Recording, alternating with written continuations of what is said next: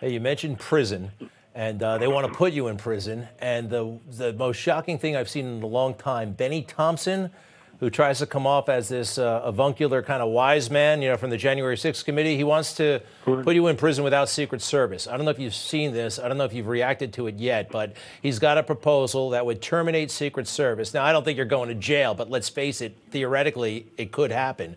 He wants to deprive you of your Secret Service if you go to prison.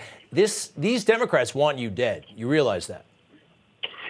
Yeah, because I'm the one that turns things around. I'm the one that had the best economy in history. I'm the one that had the best border in history. I'm the one that had the low energy prices, and we were respected all over the world, and we were doing things like nobody's ever done, and we had the best economy ever.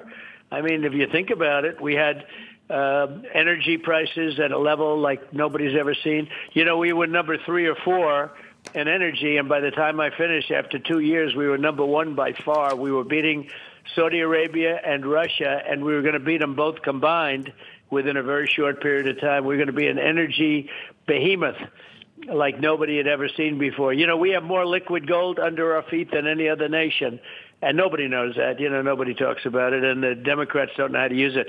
Biden goes out and buys the oil from Venezuela, and it's bad oil, too, by the way. It's tar. We call it tar. We have the only factory, we have the only plant that can refine it. It's in Houston. So, you can imagine if they're talking about the environmentalists, what's pouring into the air from tar.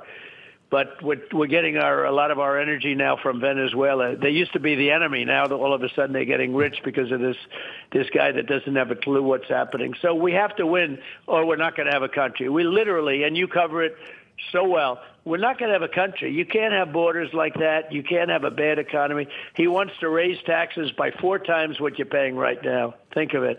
4 times what you're paying right now. And the Green New Scam is taking up all our money. We're spending trillions of dollars on the Green New Scam, and that includes everybody has to have an all-electric car, which is impossible because you can't make that electricity. But, these are minor details. But they want to go EV. They want to have electric vehicles at least 50% in 6 years. And right now you're at 5% and nobody wants them.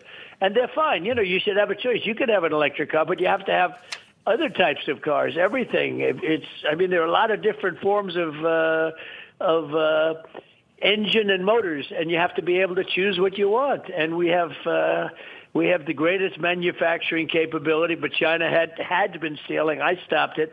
Now they're going back again. They're building the largest car factories in the world now in Mexico, and China's building them, and they think they're going to sell the cars into the U.S., but they won't do that if I'm president, I can tell you right now.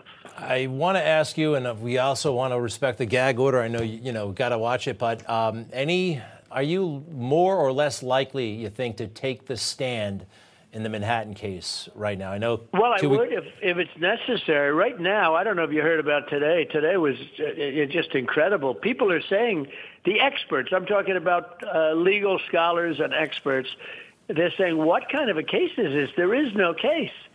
They had David Pecker testifying today, and he was, people are saying there's no case. There's literally no case.